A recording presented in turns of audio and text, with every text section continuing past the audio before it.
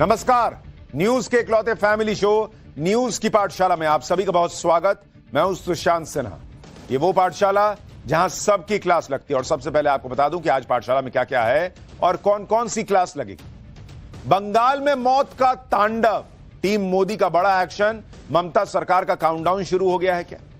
उधर भड़काते मौलाना, इधर बांग्लादेश ने वक्फ वाले बवाल पर मोर्चा खोला। मोदी सरकार ने बांग्लादेश की कैसे बैंड बजा दी, आज आपको दिखाऊंगा। बंगाल हिंसा पर वो सनसनीखेज रिपोर्ट जो आपको चौंका कर रख देगी कि हिंदुओं के साथ क्या हुआ।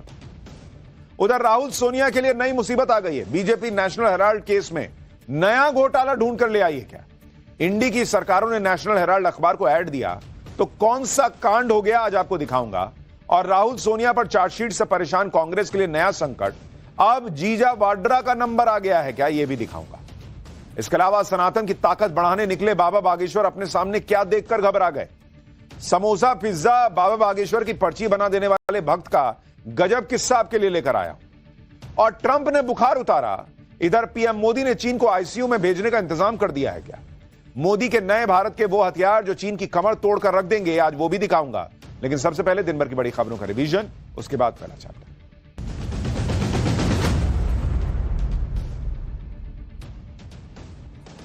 आज छत्तीसगढ़ में सुरक्षा बलों को बड़ी कामयाबी मिली।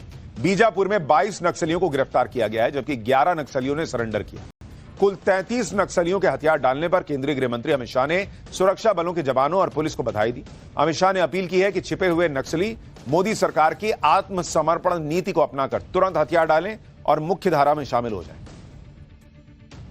भगवान भोलेनाथ के भक्तों के लिए अच्छी खबर आई है। 4 साल के इंतजार के बाद कैलाश मानसरोवर यात्रा एक बार फिर शुरू हो सकती है। भारत के विदेश मंत्रालय की तरफ से बताया गया है कि कैलाश मानसरोवर यात्रा शुरू करने को लेकर चीन से बात चल रही है। जल्दी ही लोगों के लिए नोटिस जारी किया जाएगा। मानसरोवर यात्रा का आयोजन हर साल जून से सितंबर के बीच होता है। 2020 में कोरोना के चलते यात्रा रोकी गई थी। इसके बाद लद्दाख में चीन से तनाव के बाद यात्रा शुरू नहीं हो पाई थी।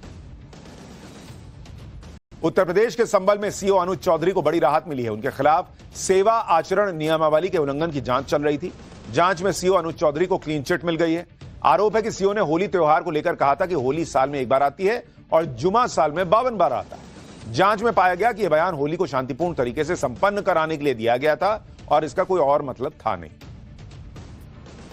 सोने की कीमत में रिकॉर्ड उछाल के बाद इसके दाम ऑल टाइम हाई पर चले गए। India Boolean and jewellers association के मुताबिक 10 ग्राम सोने की कीमत 97,700 रुपए तक पहुंच गई है, जबकि चांदी का भाव 99,900 रुपए पर। सोने के दाम ने पिछले 7 दिन में 5 बार अपना ही रिकॉर्ड तोड़ दिया है।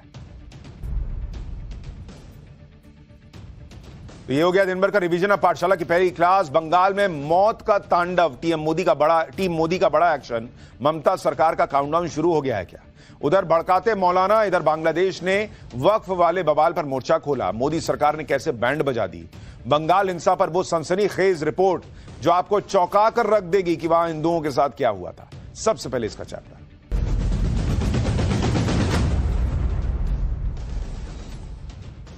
वक्फ कानून को लेकर प्रधानमंत्री नरेंद्र मोदी के सामने 2 नए चैलेंज आ गए हैं। चैलेंज देश के आंतरिक सुरक्षा और बाहरी सुरक्षा से जुड़ा हुआ है। दरअसल कल ही वक्फ कानून पर सुप्रीम कोर्ट का फैसला आया और सुप्रीम कोर्ट ने जो आदेश दिया और इंडी गठबंधन जश्न मनाने लगा कि नरेंद्र मोदी की हार हो गई। हम तो जीत गए भाई, हो गया मामला। लेकिन एक दिन के अंदर ही वक्फ कानून के खिलाफ मुस्लिम संगठन और मौलाना गृह युद्ध की धमकी देने पर उतर आए। अरे बॉस, जब सुप्रीम कोर्ट में आपकी जीत हो गई कथित तौर पर, तो आपने पीएम मोदी को हरा ही दिया, तो फिर यह धमकी किस बात की दे रहे हैं आप? वक्फ कानून को लेकर पीएम मोदी के सामने दूसरा चैलेंज बांग्लादेश का है, जो अब भारत के वक्फ कानून के मुद्दे में अपनी टांग घुसेड़ रहा है। वो वक्फ के खिलाफ मुस्लिम संगठनों के गुस्से और बंगाल में भड़की हिंसा में बांग्लादेश अपना फायदा तलाश रहा है। यानी बांग्लादेश अब ठीक वही काम कर रहा है जो पाकिस्तान सालों से करता आया। भारत के वक्फ कानून और भारतीय मुसलमानों को लेकर बांग्लादेश ने कैसे मर्यादा लांघ दी और कैसे पीएम मोदी के नए भारत ने उसे तगड़ा जवाब दिया, यह सब आज आपको बताऊंगा। कैसे वक्फ कानून पर भारत में हो रहे प्रदर्शन के बीच पाकिस्तान भी साजिश की फिराक में है, यह भी आपको दिखाऊंगा। लेकिन पहले बात मुर्शिदाबाद हिंसा पर घिरी ममता बनर्जी की, जिनका बुरा टाइम ही खत्म नहीं हो रहा। ममता बनर्जी खुद तो हिंसा प्रभावित इलाके में नहीं गई, ना पीड़ित हिंदुओं से मिली, लेकिन आज बंगाल के राज्यपाल ने ग्राउंड पर पहुंचकर ममता सरकार को मुसीबत में डाल दिया। ममता सरकार ने हालांकि इनडायरेक्टली पूरा जोर तो लगाया था कि राज्यपाल हिंसा प्रभावित इलाके में ना जाए, लेकिन राज्यपाल सीबी आनंद बोस ने ममता बनर्जी की हर अपील को नकार दिया और खुद ग्राउंड जीरो पर पहुंच गए। इतना ही नहीं, वक्फ कानून के खिलाफ भड़की हिंसा को लेकर राज्यपाल ने बहुत सख्त रुख अपना लिया है। राज्यपाल ने यहां तक कह दिया कि बंगाल की सड़कों पर कई जगहों पर मौत का तांडव चल रहा है। तो ये जो आप मौत का तांडव शब्द सुन रहे थे अभी तक, वो हम नहीं कह रहे हैं, ये बंगाल के राज्यपाल कह रहे हैं कि बंगाल में कई जगहों पर सड़कों पर मौत का तांडव चल रहा है। बंगाल के राज्यपाल के इतना सख्त रुख के बाद अब ये सवाल उठ रहे हैं कि क्या ममता सरकार का उल्टा काउंटडाउन शुरू हो गया है? क्या राज्यपाल बंगाल में राष्ट्रपति शासन लगाने की सिफारिश कर देंगे? क्योंकि राज्यपाल खुद ही कह रहे हैं कि वो ग्राउंड पर उतरकर जो हालत देख रहे हैं उसे लेकर एक एक्शन प्लान बनाएंगे। सवाल यह है कि राज्यपाल बंगाल में ममता सरकार के खिलाफ रिपोर्ट तैयार कर केंद्र को भेजने वाले हैं क्या? राज्यपाल के ग्राउंड पर उतरने से ममता बनर्जी की मुश्किलें इसलिए भी बढ़ गई हैं क्योंकि अब तक ममता बनर्जी वहां गई ही नहीं। अब सवाल तो उठेंगे कि भाई राज्यपाल जा सकते हैं, मुख्यमंत्री नहीं जा सकती। बंगाल के हिंसा प्रभावित इलाकों में राज्यपाल ने क्या देख लिया जो प्रेसिडेंट रूल लगवा सकता है क्या? वक्फ कानून के विवाद में कैसे बांग्लादेश कूद पड़ा मुसलमानों को भड़काने? कैसे all India Muslim personal law board के सदस्य वक्फ कानून पर फिर से भड़काऊ बयानबाजी करने लगे हैं? कैसे मुर्शिदाबाद में हिंदू घरों पर निशान लगाकर उन्हें टारगेट किया गया? ये सब आपको बताऊंगा, लेकिन पहले जरा देखिए क्या कुछ हुआ है।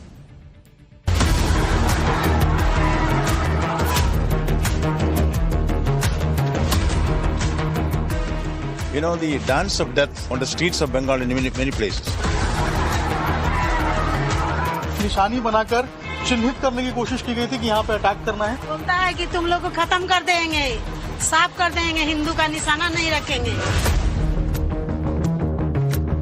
तेरे बाप का है कि लागू होगा और करूंगा, तू होता कौन है बे?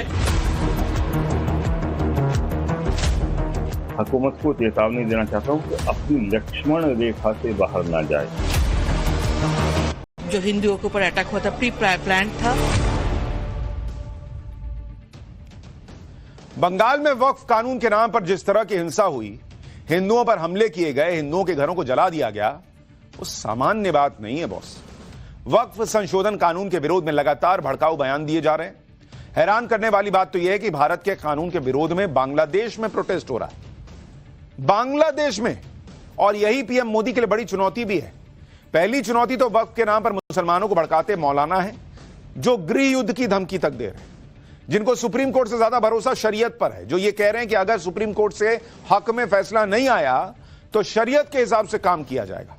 दूसरी तरफ बांग्लादेश है जो भारत के मुसलमानों के कंधे पर बंदूक रखकर सरकार पर निशाना साध रहा है और पाकिस्तान की भाषा बोलने लगा है। बांग्लादेश का कहना है कि भारत सरकार भारत के मुसलमानों की रक्षा करे। ओ भैया, तुमसे वहां हिंदू नहीं संभल रहे, यहां मुसलमानों के साथ क्या हो गया भाई? गजब है बॉस। बांग्लादेश अपने हिंदुओं को बचा नहीं पा रहा है, भारत के अल्पसंख्यकों पर ज्ञान दे रहा है। क्या हुआ मुसलमानों के साथ भाई? घर छोड़ के तो हिंदू जा रहा है, वो भी तब जब बंगाल हिंसा में हिंदुओं को टारगेट करके हमला किया जा रहा है तो बांग्लादेश जो है वहां से बैठे बैठे आग लगा रहा है, पिन मार रहा है। वक्फ संशोधन कानून के खिलाफ मुसलमानों को भड़काने वाले मौलानाओं के बारे में आगे बताऊंगा। पहले जरा बांग्लादेश के बारे में सुनिए कैसे उछल रहा है और कैसे नरेंद्र मोदी की सरकार ने उसको सेट किया। बांग्लादेश की सरकार के प्रमुख मोहम्मद यूनुस के प्रेस सेक्रेटरी शफीकुल आलम ने कहा है कि बांग्लादेश सरकार ने मुसलमानों पर हमलों की निंदा की है जिससे जान माल का नुकसान हुआ है। हम भारत और पश्चिम बंगाल सरकार से अल्पसंख्यक मुस्लिम आबादी की पूरी तरह से सुरक्षा के लिए सभी कदम उठाने का आग्रह करते हैं। इसी के साथ पश्चिम बंगाल के मुर्शिदाबाद में हुई हिंसा में बांग्लादेश की भूमिका होने से उन्होंने इनकार किया। यानी आप देखिए कि बांग्लादेश जो इत्तू सा देश है, आज की डेट में आजाद है तो भारत की वजह से है, वो अपने घर में अल्पसंख्यक हिंदुओं के खिलाफ हिंसा रोक नहीं पा रहा। जो कट्टरपंथियों की गिरफ्त में खुद है वो भारत को ज्ञान दे रहा है कि यहां अल्पसंख्यकों को, मुसलमानों को बचाइए। किससे बचाएं भाई? आरोप तो खुद मुर्शिदाबाद में लग रहा है जिन पर, उनको कह रहा है कि बचाइए, और जो वहां से बच के भागे उनके लिए कुछ नहीं कह रहा।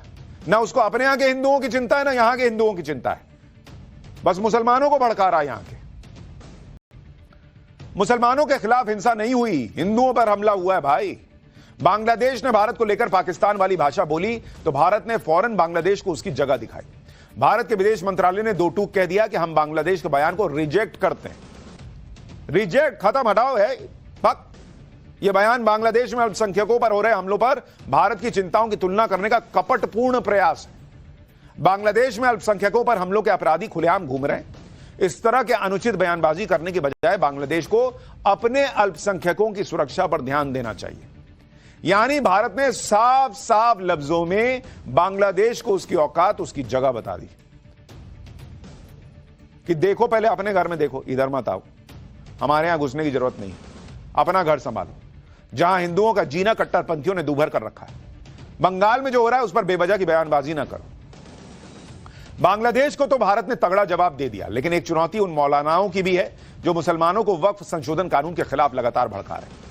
ये वो मौलाना है जिनकी बातों को मुस्लिम समाज के लोग मानते हैं। इन मौलानाओं का काम तो यह होना चाहिए था कि वो शांति के साथ प्रोटेस्ट की बात करें। जब मामला सुप्रीम कोर्ट में है ही तो भड़काऊ बयान देने का क्या मतलब? क्या इन मौलानाओं को देश की सुप्रीम कोर्ट पर भरोसा नहीं है? और अगर सुप्रीम कोर्ट से विपरीत फैसला आ जाएगा तो क्या हिंसा कर दीजिएगा? क्यों ये मौलाना कह रहे हैं कि देश में गृह युद्ध के आसार दिख रहे हैं, सरकार को लक्ष्मण रेखा पार नहीं करनी चाहिए, नहीं तो देश को बहुत ज्यादा नुकसान हो जाएगा? धमकी देना नहीं है सब। इस तरह की बातें करना विरोध की नहीं बल्कि धमकी की भाषा होती है। सुनिए इंडियन यूनियन मुस्लिम लीग के मौलाना कौसर हयात को, वो भाई साहब किस अंदाज में सरकार को धमकी दे रहे हैं, सुनिए, आप देखिए, खुद देखिए।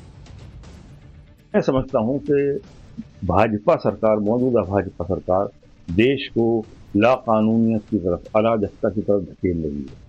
इसमें गृह युद्ध के चरम आसार हैं। मैं हुकूमत को चेतावनी देना चाहता हूं कि अपनी लक्ष्मण रेखा से बाहर ना जाए, वो दूसरों को लक्ष्मण रेखा ना बताएं, बल्कि हुकूमत खुद अपनी लक्ष्मण रेखा बताए कि क्या है और क्या उसकी लक्ष्मण रेखा है, उसे समझने की कोशिश करे और उस लक्ष्मण रेखा से बाहर ना जाए, वरना देश का बहुत ज्यादा नुकसान हो जाएगा। गजब ही हो रखा है। सब कुछ तुम्हारे हिसाब से हो तो ठीक है, तो संविधान सुरक्षित है, लोकतंत्र जिंदा है, और मन का नहीं होगा तो सीधा सरकार को धमकी दे रहे हैं लोग कि देश में सिविल वॉर हो जाएगा, देश का बड़ा नुकसान हो जाएगा। अभी तक वक्फ का जो कानून है, जिस हिसाब से चल रहा था कि जहां उंगली रखी तुम्हारी हो गई जमीन, ये वाला हिसाब चल रहा था, तो देश का क्या भला कर दिए भाई? मुसलमानों का क्या भला कर दिए, इतना बता दो ना। खुद को मुसलमानों की सबसे बड़ी संस्था बताने वाला all India Muslim personal law board भी ऐसी भाषा का इस्तेमाल कर रहा है। पर्सनल लॉ बोर्ड की बातें या आदेश मुसलमानों के लिए पत्थर की लकीर की तरह होती है कई बार। ऐसे में all India Muslim personal law board की जिम्मेदारी और बढ़ जाती है। लेकिन यहां तो मामला ही उल्टा है, खुद IMPLB मुसलमानों को भड़काने में लगा हुआ है। मुस्लिम पर्सनल लॉ बोर्ड ने कहा है कि सरकार मुसलमानों को सेलेक्टिव हैरेसमेंट कर रही है। इस कानून से जगह जगह लॉ एंड ऑर्डर खराब होगा, इसके खिलाफ जगह जगह कैंपेन होंगे, प्रोटेस्ट होगा, आंदोलन होगा। कह रहे हैं कि अंग्रेजों के बाद अब काले अंग्रेजों से लड़ाई लड़ेंगे। आप सोचिए कि वक्फ कानून पर सुप्रीम कोर्ट पर सुनवाई चल रही है, सुप्रीम कोर्ट में, और कल जो सुप्रीम कोर्ट ने अंतरिम आदेश दिया उस पर तो मुस्लिम नेताओं ने जश्न मनाया था, हल्ला मचा दिया था कि हमारी जीत हो गई। तो फिर आज भड़काने की क्या जरूरत थी? क्योंकि वही हुआ है अंदर अंदर, इनको समझ में आ रहा है जो हमने कल आपको पाठशाला में बताया था कि कोई जीत वीत नहीं हुई है। क्या यह सरकार के साथ साथ न्यायपालिका पर दबाव बनाने की कोशिश नहीं मानी जाएगी, जो ये कह रहे हैं, कर रहे हैं कि हम जो चाहते हैं वो कर दो, नहीं तो देश में गृह युद्ध हो जाएगा? मौलाना ओबेदुल्ला आजमी की भाषा सुनिए, जो all India Muslim personal law board से हैं, जरा इनकी भाषा सुनिए, क्या धमकी दे रहे हैं। कि आपने बाबा साहब भीमराव अंबेडकर के संविधान की शपथ लेकर प्राइम मिनिस्ट्री हासिल किया है, या वो दूसरे साहब जो हैं जिनकी बोली आप सुन रहे हैं, लागू ही होगा और करूं, तेरे बाप का है कि लागू होगा और करूंगा? तू होता कौन है बे? तू अगर इस जुबान में बात करता है तो हम उससे ज्यादा सख्त जुबान में बात कर सकते हैं, इसलिए कि तू गुंडागर्दी की बुनियाद पे बात कर रहा है और हम मुल्क के संविधान की हिफाजत के लिए एक स्वतंत्रता सेनानी की हैसियत से बात कर रहे हैं।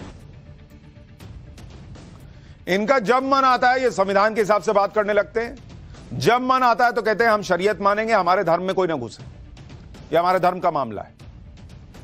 इतना ही नहीं, all India Muslim personal law board ने तो नेक्स्ट लेवल की प्लानिंग कर रखी है। All India Muslim personal law board का कहना है कि वक्फ संशोधन कानून के खिलाफ तब तक आंदोलन जारी रहेगा जब तक इस कानून की धज्जियां नहीं उड़ जाती। यानी सुप्रीम कोर्ट का फैसला नहीं मानेंगे क्या, यह भी क्लियर होने लगा है। सुनिए एक बार। तो अर्ज ये करना है कि ये सारी चीजें हैं और आपको मालूम है कि देश का कानून हमें भरपूर आंदोलन का हक देता है। हम उस वक्त तक ये आंदोलन all India Muslim personal law board के थ्रू जारी रखेंगे जब तक इस तरह का गैर कानूनी कानून हिंदुस्तानियों पे थोपा गया है, उसकी धज्जियां न उड़ जाएं। थैंक यू, शुक्रिया। वक्फ कानून पर मुसलमानों को भड़काने वाले मौलानाओं को कुछ मुसलमान नेताओं का भी समर्थन मिल रहा है। झारखंड के अल्पसंख्यक कल्याण मंत्री हाफिजुल हसन, जो वक्फ कानून के खिलाफ भड़काने में मौलानाओं से पीछे नहीं है। हाफिजुल हसन ने कहा कि मुसलमान सब्र कर रहा है, वो कब्र में नहीं है। जिस दिन सड़क पर आ गया तो मार काट होगी और देश बर्बाद होगा। ये झारखंड के मंत्री की भाषा है, सुनिए जरा। मुसलमान सब्र कर रहा, कब्र में नहीं है, ये आप जान लीजिए। आप डिस्टर्ब करना चाहिए, फिर ही रोड में आएगा, मारकाट होगा, फिर देश बर्बाद होगा। ये वही हाफिजुल हसन है जिन्होंने कुछ दिन पहले शरीयत को सबसे पहले बताया था। झारखंड में जेएमएम और कांग्रेस सरकार में मंत्री हाफिजुल हसन ने कहा था कि उनके लिए संविधान से पहले शरीयत है। हाफिजुल हसन ने यह भी कहा था कि 3 तलाक पर कानून आ गया, लेकिन लोग शरीयत से चल रहे हैं और 3 तलाक भी चल रहा है। संविधान से शरीयत वाले बयान पर बवाल मचा तो हाफिजुल हसन ने बाद में सफाई दी, उनके लिए संविधान सबसे पहले है। सुनिए पहले क्या बोल रहे थे। शरीयत मेरे लिए बड़ा, ठीक है। हम कुरान सीने में रखते हैं और हाथ में रखते हैं संविधान। मुसलमान कुरान सीने में और हाथ में संविधान लेके चलता है, ठीक है। तो हम पहले शरीयत को पकड़ेंगे, इसके बाद संविधान को। एक तरफ मुसलमानों को मौलाना और नेता भड़का रहे हैं, दूसरी तरफ हिंदू धर्मगुरु भी मैदान में आ गए। द्वारका पीठ के शंकराचार्य स्वामी सदानंद सरस्वती का कहना है कि वक्फ बोर्ड को ही खत्म कर देना चाहिए। अगर ऐसा नहीं होता है तो हिंदुओं के लिए भी सनातन बोर्ड या संस्था बन जानी चाहिए। सुनिए शंकराचार्य स्वामी सदानंद सरस्वती को। लोग तो समाप्त करना ही चाहते थे, हम लोगों का तो प्रयास ये था कि समाप्त होना चाहिए। समाप्त नहीं होता है तो हिंदुओं का, सनातन धर्मावलंबियों का भी संस्थान होना चाहिए, ट्रस्ट होना चाहिए, बोर्ड होना चाहिए। लगभग 4 लाख मंदिर हैं, वो सरकार के अधीनस्थ हैं। कौन सी मस्जिद ऐसी है देश में जिसका शासन सरकार करती है, जिसका संचालन सरकार करती है? ये पक्षपात पूर्वक निर्णय क्यों लिया जाता है हिंदुओं के विरुद्ध ही? यानी कुल मिलाकर माहौल यह बन गया है कि वक्फ कानून से मुसलमानों के हक छीन लिए जाएंगे। दूसरी तरफ बीजेपी मुसलमानों में वक्फ संशोधन कानून के प्रति जागरूकता बढ़ाने के लिए वर्कशॉप आयोजित कर रही है। जो काम मौलानाओं को करना चाहिए वो बीजेपी कर रही है। देहरादून में बीजेपी ने वक्फ रिफॉर्म जन जागरण अभियान नाम से वर्कशॉप का आयोजन किया, जिसमें मुख्यमंत्री पुष्कर सिंह धामी भी शामिल हुए। सीएम धामी ने कहा कि वक्फ संशोधन से सुनिश्चित किया जाएगा कि वक्फ का उपयोग गरीब, पसमानदा भाइयों और मुस्लिम बहनों के कल्याण में हो। बिना धार्मिक छेड़छाड़ किए प्रदेश में वक्फ बोर्ड की 1-1 इंच जमीन की जांच और देखभाल की जाएगी। वक्फ संपत्तियों पर अवैध अतिक्रमण करने वालों के खिलाफ अभियान चलाया जाएगा। यही बात संसद में गृह मंत्री ने भी कही थी, यही बात उत्तराखंड के मुख्यमंत्री भी कह रहे हैं। लेकिन मौलानाओं और all India Muslim personal law board को तो अपना भड़काऊ नैरेटिव सेट करना है। इनको ना सरकार पर भरोसा है, ना सुप्रीम कोर्ट पर भरोसा है, क्योंकि अगर भरोसा होता तो इस तरह के भड़काऊ बयान नहीं दिए जा रहे होते। इधर वक्फ बिल पर मुस्लिम संगठन और मौलाना धमकियां दे रहे हैं। बांग्लादेश अपनी टांग घुसाने का प्रयास कर रहा है। उधर बांग्लादेश बॉर्डर से जुड़े मुर्शिदाबाद में वक्फ को लेकर जो हिंसा हुई, उस पर आज ममता बनर्जी बुरी तरह घिर गई, क्योंकि आज ही ग्राउंड जीरो पर एक साथ राज्यपाल भी पहुंच गए और महिला आयोग की टीम भी पहुंच गई और मानवाधिकार आयोग की टीम भी पहुंच गई। महिला आयोग की टीम ने पीड़ित महिलाओं से मुलाकात की, उनकी परेशानियों को सुना, उन्हें सुरक्षा का भरोसा दिया। महिला आयोग अब इस बातचीत के आधार पर अपनी रिपोर्ट बनाएगी।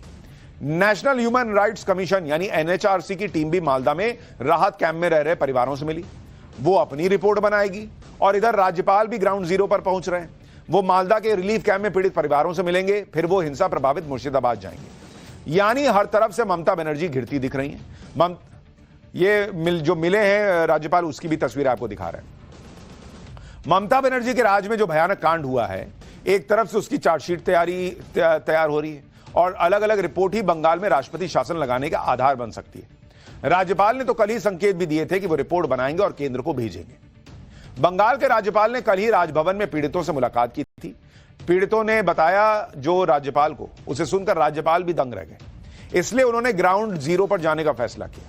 आप सुनिए, मालदा और मुर्शिदाबाद जाने से पहले ही राज्यपाल ने सख्त रुख अपनाते हुए कहा कि बंगाल में मौत का तांडव चल रहा है। सुनिए राज्यपाल को। What has happened there is something which should never have happened. But the specter of violence is showing its ugly head on and off in Bengal in various places.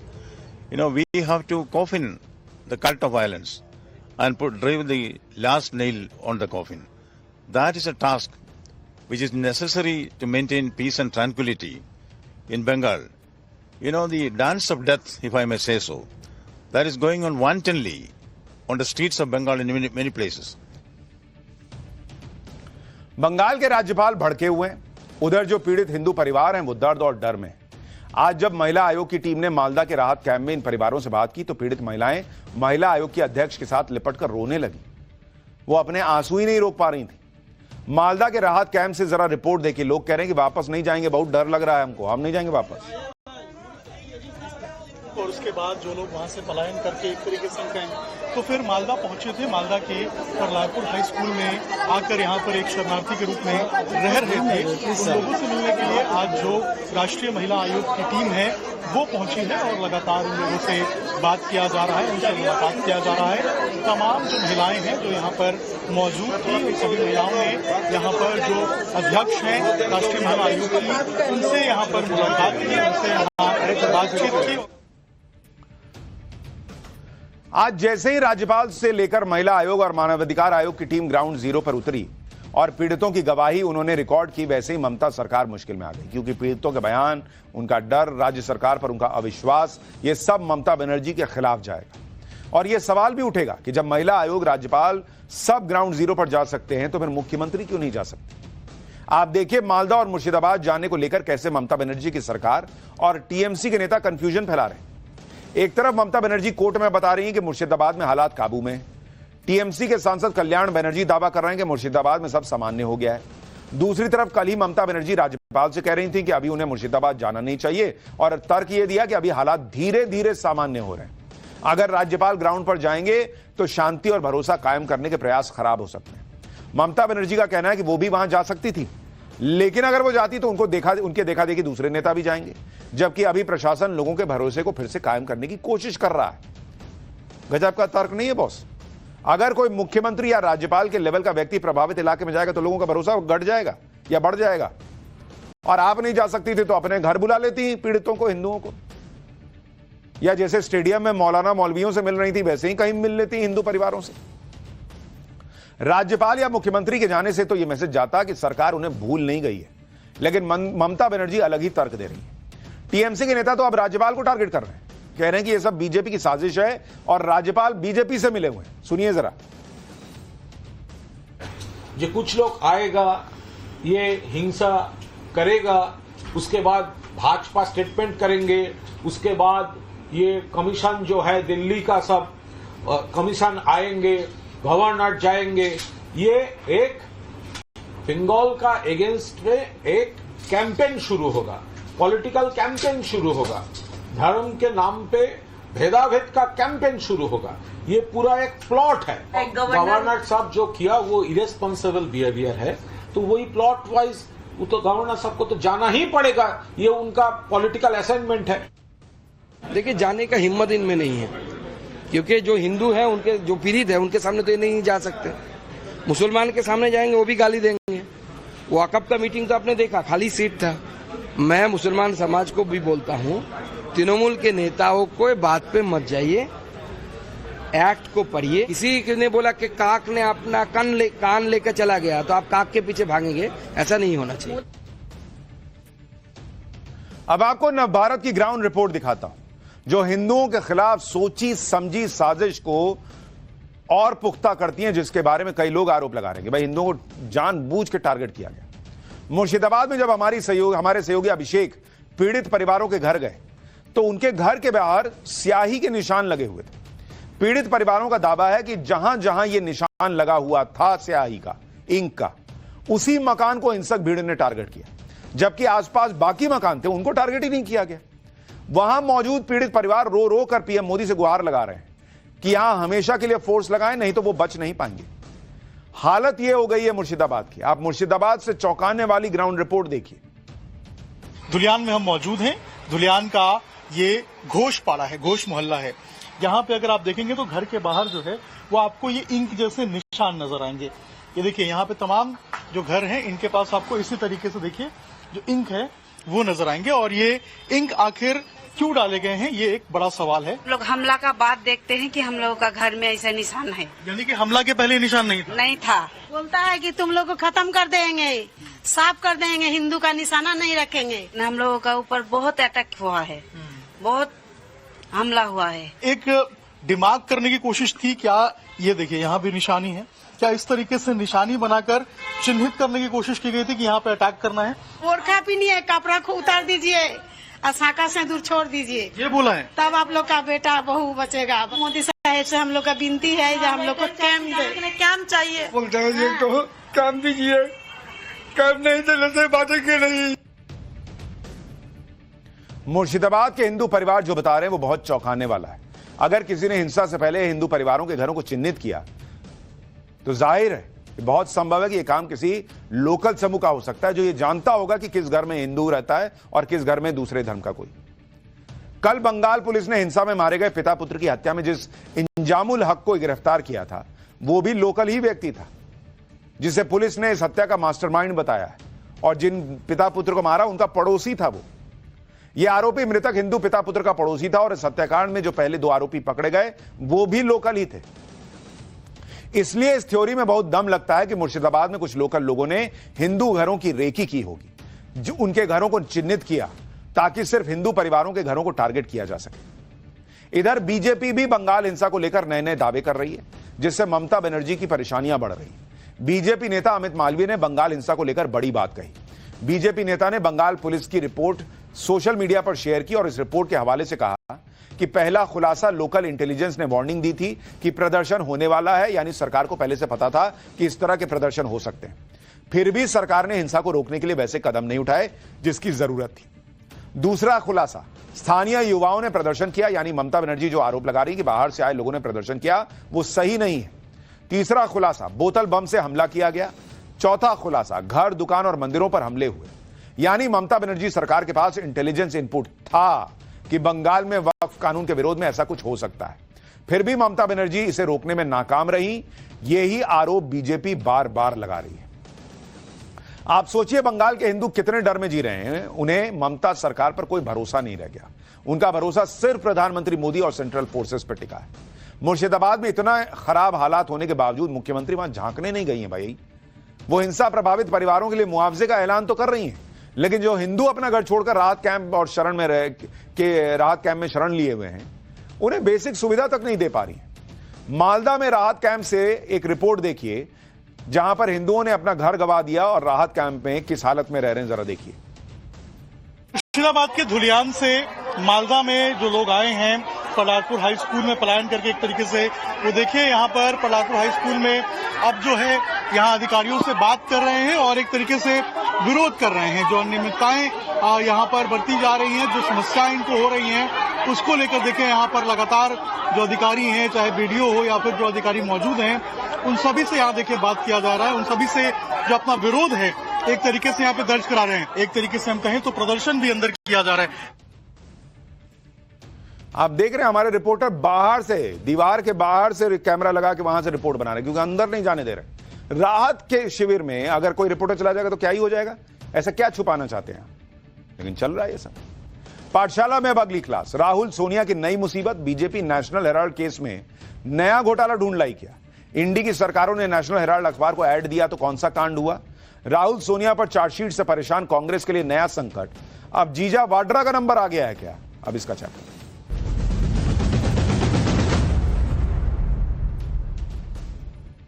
National Herald case को लेकर ED ने सोनिया गांधी और राहुल गांधी के खिलाफ chargesheet क्या दाखिल की? कांग्रेस ने इसे सम्मान की लड़ाई बना लिया। देश भर के अलग अलग शहरों में कांग्रेस ने प्रदर्शन शुरू कर दिए, संविधान को खतरे में बताना शुरू कर दिया। मोदी सरकार के खिलाफ एजेंसियों के दुरुपयोग करने का नैरेटिव सेट करने में कांग्रेस और उसके इकोसिस्टम ने भाई पूरा दम लगा दिया। लेकिन सोनिया और राहुल के बचाने के लिए कांग्रेस ने जो लड़ाई शुरू की, अब वही लड़ाई कांग्रेस के लिए अपने ही पैरों पर कुल्हाड़ी मारने वाली साबित हो रही है। क्योंकि एक तरफ सोनिया राहुल के बाद रॉबर्ट वाड्रा पर तलवार लटकती दिख रही है, दूसरी तरफ कांग्रेस के विरोध के जवाब में बीजेपी ने अलग अलग शहरों में प्रदर्शन शुरू कर दिया। बीजेपी के नेता जनता के बीच जाकर नेशनल हेराल्ड केस में हुए कथित घोटाले के धागे खोल रहे हैं। बताया जा रहा है कि कैसे नियमों को ताक पर रखकर नेशनल हेराल्ड को कांग्रेस के इकोसिस्टम ने अपने लिए पैसे बरसाने वाला एटीएम बना रखा था और इसके लिए बीजेपी ने सिर्फ ईडी के उस केस को हथियार नहीं बनाया जिसमें सोनिया गांधी को आरोपी नंबर 1 और राहुल गांधी को आरोपी नंबर 2 बताया गया है, बल्कि बीजेपी अलग अलग राज्यों में पहुंचकर नेशनल हेराल्ड को हो रही फंडिंग पर सवाल उठा रही है। बीजेपी बता रही है कि कैसे नियमों को ताक पर रखकर कांग्रेस की सत्ता वाले राज्यों और इंडी गठबंधन की सत्ता वाले राज्यों ने नेशनल हेराल्ड को करोड़ों के विज्ञापन बांट दिए। बीजेपी सरदार पटेल की वो चिट्ठी दिखा रही है जिसमें सरदार पटेल ने साल 1950 में यानी 75 साल पहले ही नेशनल हेराल्ड को हो रही फंडिंग के तरीकों पर चेतावनी दे दी थी। सरदार पटेल की इस चेतावनी के बारे में, उनकी चिट्ठी के बारे में आगे दिखाऊंगा पाठशाला में। साथ ही यह भी बताऊंगा कि नेशनल हेराल्ड केस में बीजेपी ने किस घोटाले के सबूत दिए हैं। लेकिन पहले आज जो बवाल हुआ उसकी एक झलक तो देख लीजिए।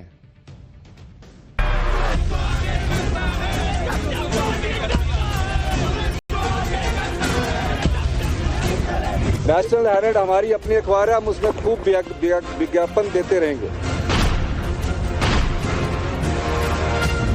क्या नेशनल हेराल्ड कांग्रेस पार्टी का एटीएम हो गया?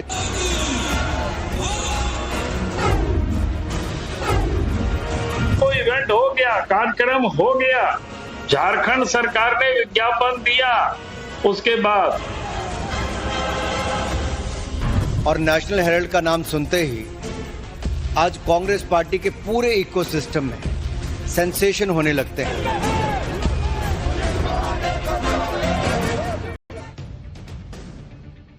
जिस दिन से ईडी ने नेशनल हेराल्ड केस में चार्जशीट दाखिल की है, सोनिया और राहुल को आरोपी बनाया है, उसी दिन से कांग्रेस ने आसमान सिर पर उठा रखा है। कांग्रेस देश भर में प्रदर्शन कर रही है।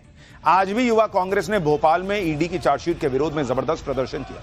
प्रदर्शन कर रहे कांग्रेसी कार्यकर्ताओं की पुलिस के साथ धक्का मुक्की भी हो गई। बवाल बढ़ने पर पुलिस ने वाटर कैनन का इस्तेमाल किया और बैरिकेडिंग फाड़ने की कोशिश कर रहे कांग्रेसी कार्यकर्ताओं पर पानी की बौछार कर दी। कांग्रेस के प्रदर्शन को बीजेपी ने उल्टा चोर कोतवाल को डांटे वाली हरकत बताया और नेशनल हेराल्ड केस को लेकर कांग्रेस पर जवाबी हमला बोल दिया।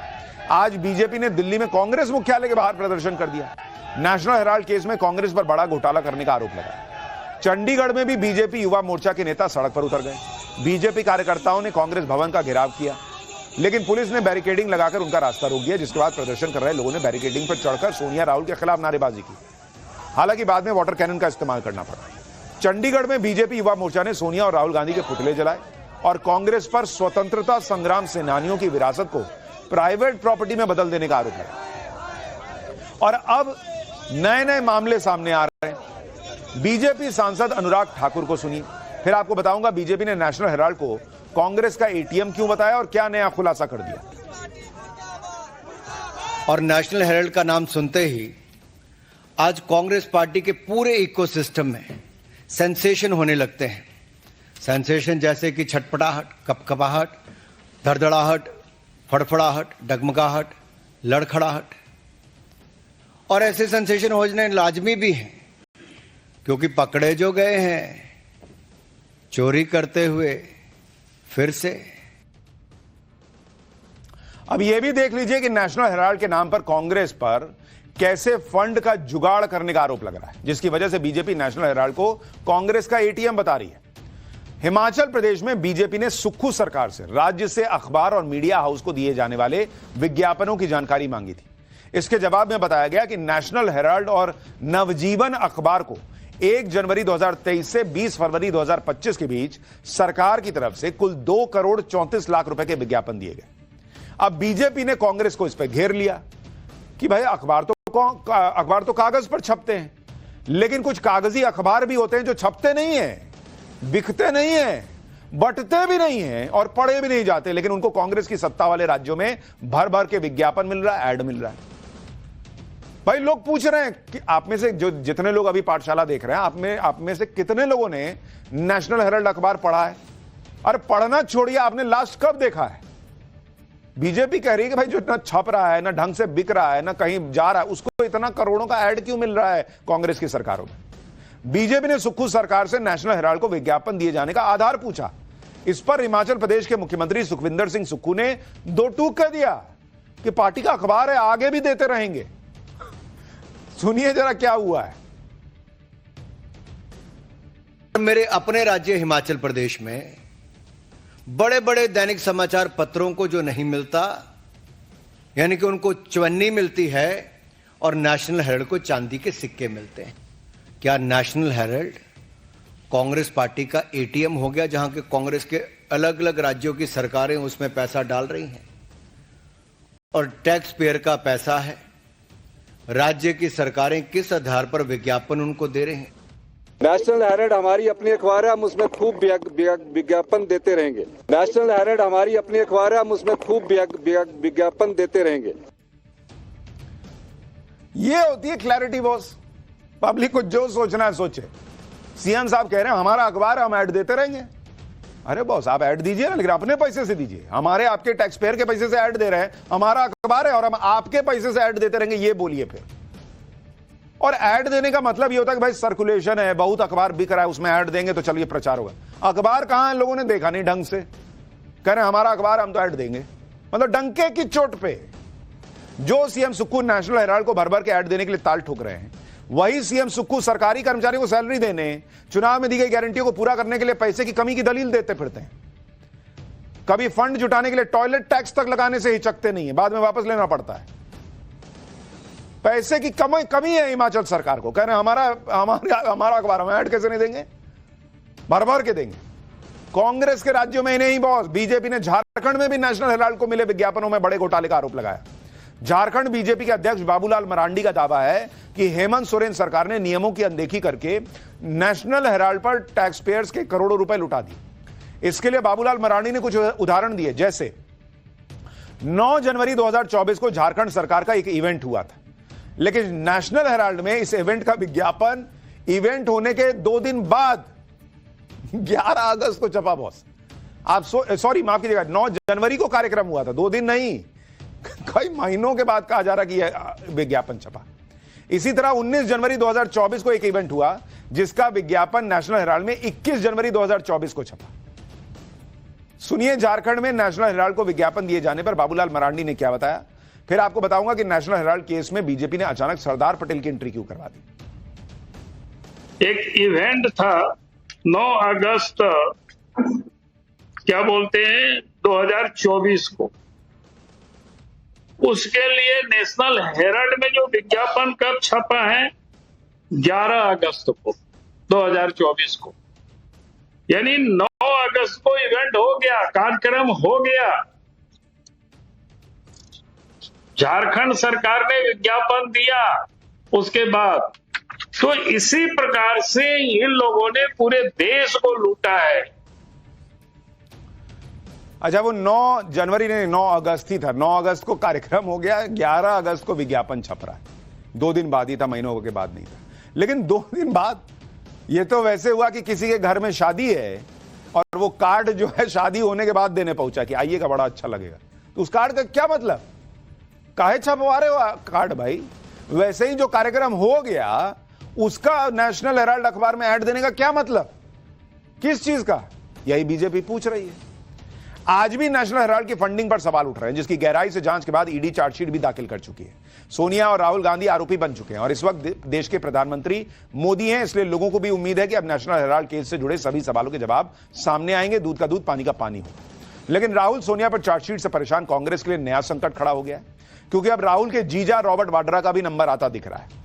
ईडी अलग अलग मामलों में रॉबर्ट वाड्रा से 3 दिन में करीब 16 घंटे पूछताछ कर चुकी है।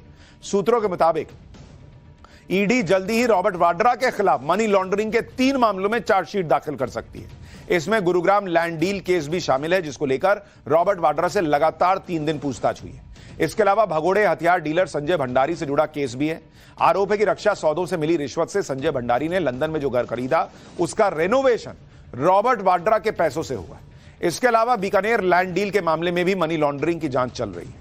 सूत्रों के मुताबिक इन मामलों में एक साथ चार्जशीट दाखिल होने से रॉबर्ट वाड्रा के खिलाफ तीनों मामलों में आरोप तय करने की प्रक्रिया एक साथ शुरू हो सकती है। यानी भैया गांधी परिवार की जो पर्ची खुल रही है उसमें तो संकट ही दिख रहा है।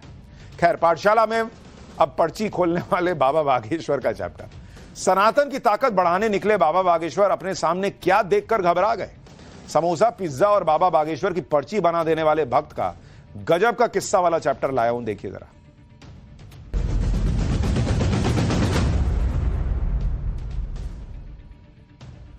बाबा बागेश्वर को लेकर यह बात जग जाहिर है कि वो अपनी बात कहने में कोई संकोच या हिचकिचाहट नहीं रखते, जो है ताल ठोक कर कह देते हैं। जब सनातन की बात आती है तो पूरी दुनिया सच्चे विश्वास और गंभीरता के साथ बाबा बागेश्वर को सुनती भी है। वो जब हिंदुओं को एकजुट करने का आह्वान करते हैं तो हिंदू विरोधियों को बहुत घबराहट होने लगती है। यानी बाबा बागेश्वर बिना डरे बेखौफ होकर अपनी बात कह देते हैं। लेकिन इस बार बाबा बागेश्वर ऐसी जगह फंस गए जहां वो खुद घबरा गए। हैरानी की बात यह है कि बाबा बागेश्वर किसी व्यक्ति या सवाल से नहीं घबराए, वो कुछ ऐसी चीजों से घबरा गए जिसको देखकर आप कहेंगे अच्छा ऐसा भी हुआ है क्या। दरअसल कुछ भक्तों ने बाबा बागेश्वर को इनवाइट किया था कि आइए हमारे घर खाना खाइए, लेकिन उनके सामने जब खाने की थाली आई तो बाबा बागेश्वर खाना देख के हिल गए। अब क्या हुआ, उन्होंने क्या बताया, वो सब बताता हूं, पहले जरा एक झलक देखिए।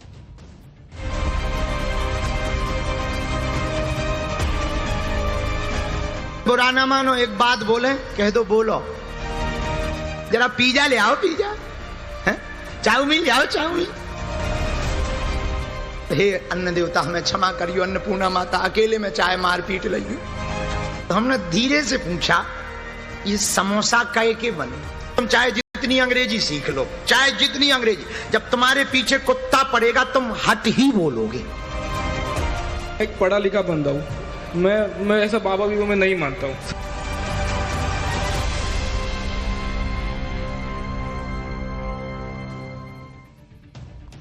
आमतौर पर समोसा और पिज्जा को देखकर बहुत से लोगों के मुंह में पानी आ जाता है, लेकिन बाबा बागेश्वर ने इन चीजों को देखकर मुंह फेर लिया। दरअसल हुआ यह कि कुछ दिन पहले कथा के दौरान बाबा बागेश्वर ने भजन और भोजन के बारे में कुछ बातें कही और वहां बैठे ज्यादातर लोग अपने अगल बगल झांकने लगे। कुछ लोग बाबा बागेश्वर के तंज पर हंस रहे थे। भाई वो तो खरी सुनाते हैं ना कि भाई भजन करना है भोजन करना है, दोनों के बीच अंतर तो समझो। सुनिए पहले उस किस्से को, फिर इसके बाद समोसे और पिज्जे को लेकर बाबा बागेश्वर क्यों घबरा गए ये भी बताऊंगा। एक बात बोले कह दो बोलो। हम लोगों के ऐसे विचार हैं कि भगवान ही बचाएं। कथा में तो नींद आती है और गंदी बातें करवा लो रात भर नींद नहीं आती है। फिल्म दिखवा लो पूरी रात नींद नहीं आती है। किसी की बुराई करवा लो, है फलाना ऐसा है ठिकाना है, और कह दो नहीं रामायण पढ़ो रामायण। गुरुजी हमारा तो सिर दर्द कर रहा है ठटरी के बारे हैं।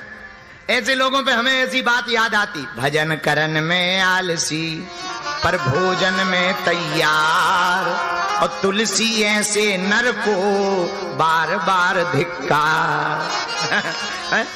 कई लोगों को भजन करन में बड़ी आलस होती है, पर भोजन की कह दो जरा पिज्जा ले आओ, पिज्जा, चाउमीन ले आओ, चाउमीन। लंबी लंबी सटकें सी खा रहे भैया। हमें तो कई बार भी सटकें सांप कैसे बच्चा लगा।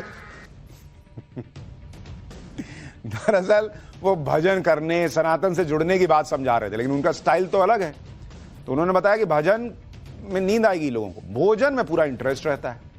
यही बताते बताते उन्होंने ये भी बताया, बहुत बार बताया कि चाय बहुत पसंद है, लेकिन खाने की एक और ऐसी चीज है जिसके वो दीवाने हैं। उन्होंने कहा कि भाई मुझे समोसा बहुत पसंद है, लेकिन उन्होंने कहा कि भाई किसी भक्त को पता चला कि बाबा बागेश्वर को समोसा बहुत पसंद है, इसलिए जब उसने बाबा बागेश्वर को भोजन पर बुलाया तो वो नूडल चाउमीन भरा हुआ समोसा परोस दिया। बाबा बागेश्वर को आलू वाला समोसा पसंद था। इसके बाद बाबा बागेश्वर उनके भक्त का क्या हाल हुआ, सुनिए क्या बता रहे हैं। परसों ही मैया ने समोसा बनाया। हमें समोसा पसंद है, पर समोसा में भी लंबी लंबी सटकें भर दें। अब अन्न का कोई तिरस्कार नहीं, भगवान करे हमें, हे अन्न देवता हमें क्षमा करियो, अन्नपूर्णा माता अकेले में चाहे मारपीट लियो। हमने जैसे ही वो फोड़ के खाओ, ऐसे लगो जैसे 400-500 छोटे छोटे कीड़ा के बच्चा लिपड़े पड़े हो। हम त्रिपाठी जी बैठे थे सामने, तो हम कुछ बोले तो नहीं, व्रत का परायण था हमारा, तो प्रसाद लगा चुके थे। तो हमने धीरे से पूछा ये समोसा कै के बने। तो माता जी हंस के बोली नूडल्स के बने। तो धीरे ऐसे बोली गुरुजी अच्छे नहीं लगे, हमने मुंह पे कह दिया। हम कहीं वैसे हम किसी की बुराई करते नहीं है, पर हमने अब माता जी तो माता जी हैं, तो हमने कहा मैया हमें जी अच्छे नहीं लगे।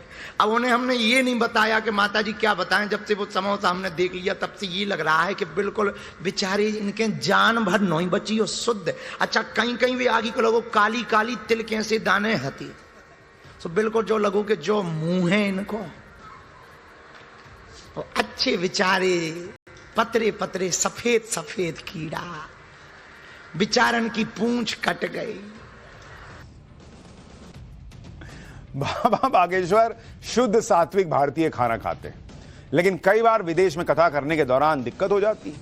हालांकि उनके लिए भारतीय खाने की व्यवस्था की जाती है, लेकिन कई बार विदेशों में बाहर घूमते हुए अपना जो दाल चावल है, दाल रोटी है, सब नहीं मिल पाता। वहां के लोग तो पिज्जा बर्गर जैसी चीजों से काम चला लेते हैं।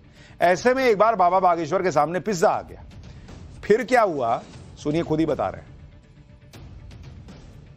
हमें तो पिज्जा बारे पे बड़ी हंसी आई, बोले कि माधव जी बैठे हैं, पिज्जा बड़ा पसंद है, हमसे तो हनुमान जी बचाए। हम गए विदेश, अन्न का तिरस्कार नहीं है। लंदन से वापस आके फिर दोबारा विदेश गए, तो एक सज्जन बोले चलो हम आपको सिटी दिखा देते हैं, शहर दिखा देते हैं। हम का दिखाओ। ऑकलैंड घूमने गए, हमारा चेला हमें गाड़ी पे ऑकलैंड, न्यूजीलैंड की बात है, तो न्यूजीलैंड में एक सिटी है ऑकलैंड, तो वहां घूमने गए, गाड़ी रोकी, बाहर लिखा था पिज्जा हट। हमका पहले ही कह रहा है हट, तो ये इधर क्यों आ गए? बोले नहीं नहीं नहीं, ये हट वैसा हट नहीं, हम तो सीधे सीधे आदमी हैं। हम एक बात जानते हैं, तुम चाहे जितनी अंग्रेजी सीख लो, चाहे जितनी अंग्रेजी, जब तुम्हारे पीछे कुत्ता पड़ेगा तुम हट ही बोलोगे।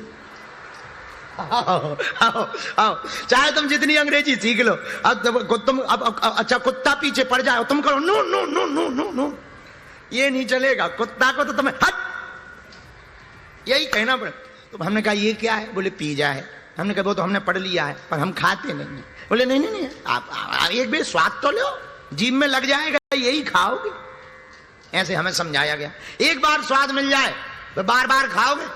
हम कहा भैया भगवान बचा, हम गांव के आदमी कभी हम तीन थे, और भैया नहीं माने, वो हाथ पकड़ के ले गए।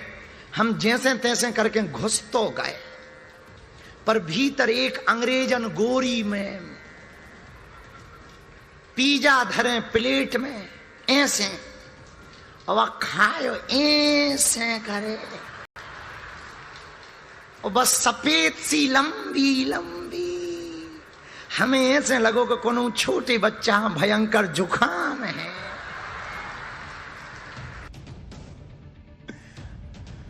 देखिए आपको ये लग सकता है कि वो खाने पीने की बात कर रहे हैं, लेकिन अगर आप उनका मकसद समझेंगे तो वो दरअसल अपने देश की जो चीजें हैं, जो अपने देश का खाना है, जो अपनी पहचान है, उसका महत्व समझा रहे हैं। भाई समोसा खा रहे हो, उसमें नूडल्स क्यों घुसेड़ दे रहे हो?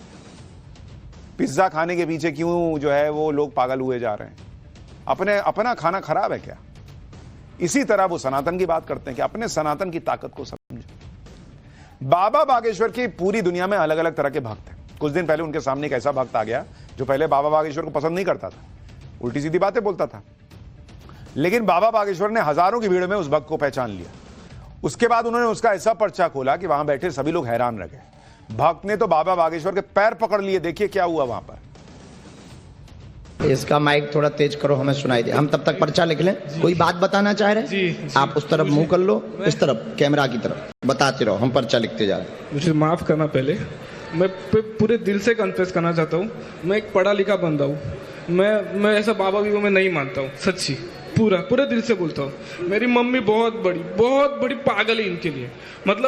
मतलब रात दिन घर पे उठते उतना ही करते रहते। यहाँ तक मेरे पापा ने एक बार इनको कुछ बोल दिया तो घर पे खाना नहीं दिया था मेरे पापा को। मतलब इतनी बड़ी भक्त है वो। आज भी हम लोग बहुत दूर से, मतलब सुबह से आए हुए, पता नहीं था कैसे मिले, लेकिन आ गए। एक छोटी सी बात मैं बोलता हूँ, जैसे मुझे विश्वास हुआ बाबा जी पे, मैंने आप पे पहले विश्वास नहीं किया था। कोई बात नहीं, होता है, अब जिंदगी है, ये होता है। अविश्वास के बाद विश्वास बहुत प्रबल होता है। तुम्हारी शादी अगले साल हो रही है, पर जहाँ तुम चाह रहे वहाँ नहीं हो रही। नहीं होगी। ये एक ठैया पहले ही से बहू रखे हैं। नहीं अच्छा वो बीच में छूट गई थी, लड़ाई हो गई थी, हैं? ब्रेकअप हो वही गया। से होगी क्या? वो मेरे पे अरे उससे नहीं करनी है, उसका क्लेम तुम्हारे ऊपर जा रहा है।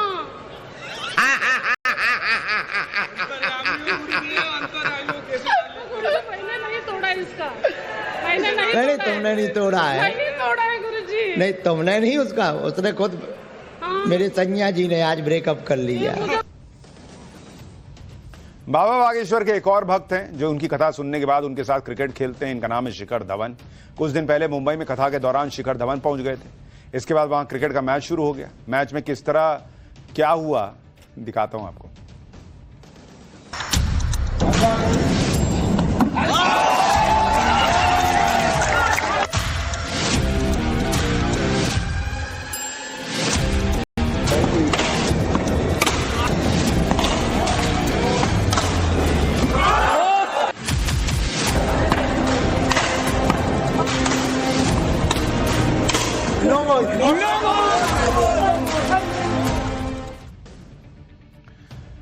बाबा बागेश्वर ने तो अपने विरोधियों को से लेकर शिखर धवन तक को क्लीन बोल्ड कर रखा है, लेकिन उधर प्रधानमंत्री मोदी ने चीन को क्लीन बोल्ड करने का प्लान बनाया है।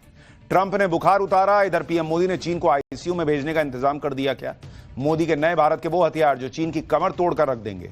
अब उसका चैप्टर।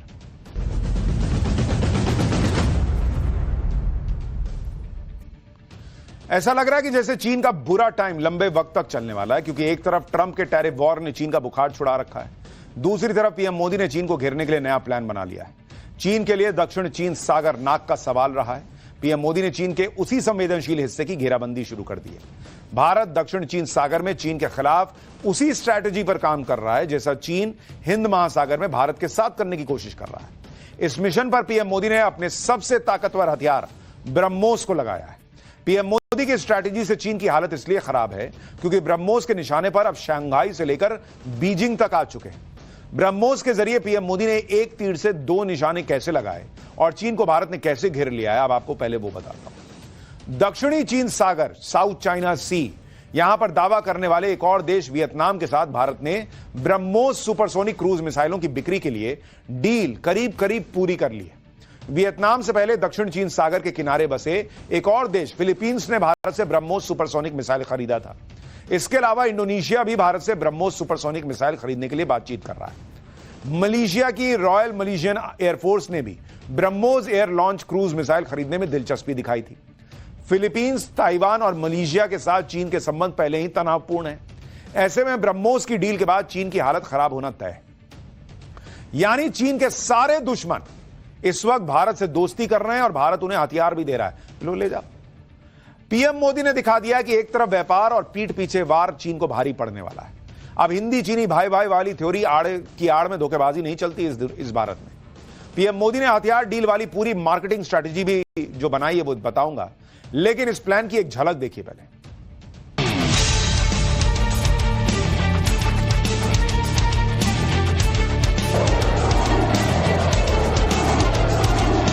अब हम ब्रह्मोस मिसाइल को भी एक्सपोर्ट कर रहे हैं।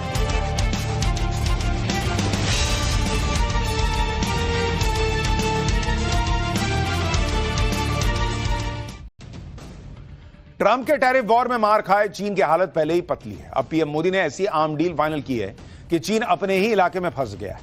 रिपोर्ट्स के मुताबिक भारत से मिलने वाली ब्रह्मोस मिसाइल को वियतनाम दक्षिण चीन सागर में तैनात करेगा, जहां उसे चीन से लगातार खतरा बना रहता है। लेकिन अब इस इलाके में ब्रह्मोस की तैनाती चीन के लिए कितना बड़ा खतरा साबित होने वाली है वो भी आपको बता दूं। रिपोर्ट के मुताबिक वियतनाम भारत से ब्रह्मोस कोस्टल बैटरी सिस्टम खरीदने के लिए सौदा कर रहा है। ब्रह्मोस का यह वर्जन खासकर समुद्री हमलों के लिए डिजाइन किया गया है। BrahMos coastal battery system supersonic speed से हमला करता है। ब्रह्मोस कोस्टल बैटरी सिस्टम की रेंज 290 किलोमीटर है। भारत ने खासकर इसे चीन को ध्यान में रखकर ही डिजाइन किया है। इसलिए दक्षिण चीन सागर में यह मिसाइल उन देशों के लिए काफी सटीक साबित होगी जिन्हें चीन परेशान करता है। वियतनाम के साथ ब्रह्मोस मिसाइल को लेकर $700 मिलियन का सौदा हो रहा है। बातचीत अंतिम चरण में है और कुछ दिनों में ही इस पर आखिरी मुहर लग जाएगी। इससे पहले 2022 में भारत और फिलीपींस के बीच ब्रह्मोस की डील हुई थी। यह डील $375 मिलियन यानी 2600 करोड़ रुपए की थी। फिलीपींस ने भारत से BrahMos anti-ship supersonic cruise missile खरीदी थी। फिलीपींस के साथ ब्रह्मोस मिसाइल की डील पहली अंतरराष्ट्रीय बिक्री थी। आज से ठीक 1 साल पहले फिलीपींस को ब्रह्मोस की डिलीवरी भी कर दी गई थी। यह तस्वीरें उसी वक्त की हैं। ब्रह्मोस मिसाइल्स को भारतीय वायुसेना ने transport aircraft C-17 globe master और IL-76 के जरिए फिलीपींस के क्लार्क अंतरराष्ट्रीय हवाई अड्डे पर उतारा था। भारत के लिए एक ऐतिहासिक पल था, क्योंकि आर्म्स डील के मामले में भारत को मिला यह पहला बड़ा सौदा था। इसी डील के बाद भारत के ब्रह्मोस मिसाइल की धाक पूरी दुनिया में जम गई। उस वक्त पीएम मोदी ने क्या कहा था, आपको सुनवाता हूं। भारत की पहचान अब दूसरे देशों को हथियार निर्यात करने वाले देश की बन रही है। इस साल ही भारत ने 21,000 करोड़ रुपए के हथियार दूसरे देशों को बेचे हैं। अब हम ब्रह्मोस मिसाइल को भी एक्सपोर्ट कर रहे हैं।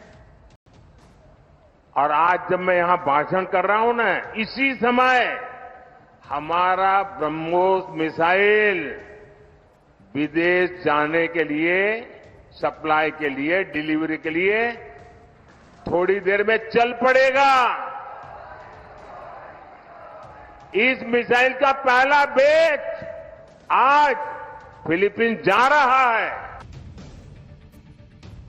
ब्रह्मोस मिसाइल से चीन इसलिए भी डरता है क्योंकि चीन के पास अभी इतना शक्तिशाली एयर डिफेंस सिस्टम नहीं है जो ब्रह्मोस को ट्रैक करके उसे रोक सके। इस मिसाइल को भारत और रूस ने मिलकर तैयार किया है।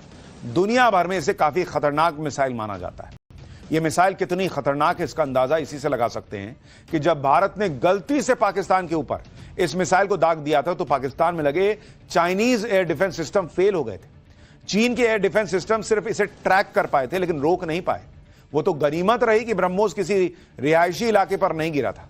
ब्रह्मोस की इसी ताकत की कायल अब पूरी दुनिया होती जा रही है। साउथ ईस्ट एशियाई देशों के अलावा सेंट्रल एशिया, साउथ अमेरिका और मिडिल ईस्ट के देशों ने भी ब्रह्मोस सिस्टम खरीदने में गहरी दिलचस्पी दिखाई है। यूएई, सऊदी अरब और मिस्र के साथ भारत की डील हो सकती है। जानकारी के मुताबिक ये देश ब्रह्मोस का जो लैंड वर्जन है उसे भारत से खरीद सकते हैं। डिफेंस सेक्टर में रूस और चीन को पछाड़कर दुनिया में धाक जमाने के लिए पीएम मोदी की प्लानिंग कितनी तगड़ी है उसके बारे में आपको बताता हूं। भारत न सिर्फ एक्सपोर्ट बढ़ा रहा है बल्कि डिफेंस सेक्टर के उपकरणों के प्रोडक्शन में भी जबरदस्त प्रोग्रेस कर रहा है। भारत ने साल 2023-24 में $14.8 अरब के हथियार बनाए। ये 2020 के मुकाबले 62% ज्यादा है। इस साल डिफेंस एक्सपोर्ट बढ़ाकर 30,000 करोड़ रुपए और 2029 तक 50,000 करोड़ रुपए करने का लक्ष्य है। भारत सरकार का लक्ष्य 2029 तक हथियारों का निर्यात दोगुना करके $6 अरब तक ले जाना है। पिछले साल अप्रैल में डिफेंस एक्सपोर्ट का आंकड़ा 21,000 करोड़ रुपए तक पहुंच गया था। डिफेंस सेक्टर में भारत ने पहली बार यह आंकड़ा छुआ। वर्तमान में करीब 100 देशों को भारत में बने रक्षा उत्पाद निर्यात किए जा रहे हैं। भारत का डिफेंस एक्सपोर्ट सिर्फ ब्रह्मोस मिसाइल और आर्टिलरी गन तक सीमित नहीं है। भारत, जापान, इजराइल, ऑस्ट्रेलिया और ब्राजील जैसे दुनिया के 34 देशों को बुलेट प्रूफ जैकेट एक्सपोर्ट कर रहा है। यूएई, इंडोनेशिया, मिस्र और थाईलैंड समेत दुनिया के 10 देशों को भारत गोला बारूद सप्लाई कर रहा है। अमेरिका, ब्रिटेन और फ्रांस हमसे डिफेंस इलेक्ट्रॉनिक्स उपकरण खरीद रहे हैं। अर्जेंटीना, फिलीपींस और नाइजीरिया जैसे देशों से तेजस को एक्सपोर्ट करने की बातें चल रही हैं। यानी एक तरफ पीएम मोदी ने चीन को उसी के इलाके में समेट दिया, तो हथियारों के बाजार में ऐसी धाक जमाई कि बड़े बड़े देश भारत के साथ सौदा करने को तैयार है। और यह वो भारत है जो एक जमाने में सिर्फ हथियार खरीदता था, आज दुनिया को हथियार बेच रहा है। पीएम मोदी की प्लानिंग है कि भारत जल्दी ही डिफेंस सेक्टर में बड़े एक्सपोर्टर के तौर पर स्थापित हो, और इसके लिए पीएम मोदी ने नई स्ट्रैटेजी अपनाई है। एक रिपोर्ट के मुताबिक भारत हथियार खरीदने वाले देशों को सस्ते में हथियार तो बेच ही रहा है, इन देशों को लंबे समय तक के लिए लोन देने की भी पेशकश कर रहा है कि भाई पैसा नहीं है तो एक काम करो, लोन लेके खरीद लो। टारगेट पर वो देश हैं जो अब तक रूस से हथियार खरीदते रहे। रूस के यूक्रेन जंग में फंसे होने की वजह से ये देश नए विकल्प तलाश रहे हैं। भारत इसी का फायदा उठाने की कोशिश कर रहा है। इसके लिए भारत एक्सपोर्ट इंपोर्ट बैंक यानी एक्जिम बैंक खोल रहा है। एक्जिम बैंक हथियार खरीदने वाले देशों को कम ब्याज दरों पर लोन देगी। भारत ने इस साल जनवरी में ब्राजील में एक्जिम की एक ब्रांच खोल भी दी है। इसके तहत भारत ब्राजील को मिसाइल बेचने का सौदा कर रहा है। सूत्रों के मुताबिक आकाश मिसाइल सिस्टम बनाने वाली कंपनी ने साओ पाउलो में दफ्तर खोला है। इसके अलावा भारत ने ब्राजील, अर्जेंटीना समेत 20 देशों में अपने डिप्लोमेट भी भेजे हुए हैं। मतलब आज तक आपने सुना होगा कि होता कि एक काम करो, लोन लेके घर ले लो। जब आप घर खरीदने जाते हैं तो वो कहता है हाँ लोन मिलता है इस घर पे, भाई तुम लो ना भाई, इससे ले लो, उससे ले लो, किसी बैंक से ले लो। भारत कह रहा है हथियार खरीदना है, लोन पे ले लो, इसमें क्या है, सस्ता भी देंगे लोन भी देंगे।